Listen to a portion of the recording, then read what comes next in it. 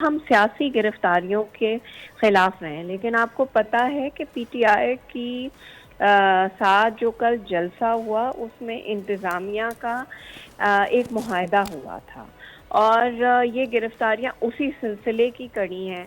और जो वहाँ हरकत हुई, जो ज़बान इस्तेमाल हुई, तो जाहिर सी बात है स्टेट एक्शन लेती है किसी भी ऐसी कार्रवाई का जो कल पीटीआई ने की। और पीटीआई का माजी भी कोई इतना अच्छा नहीं है।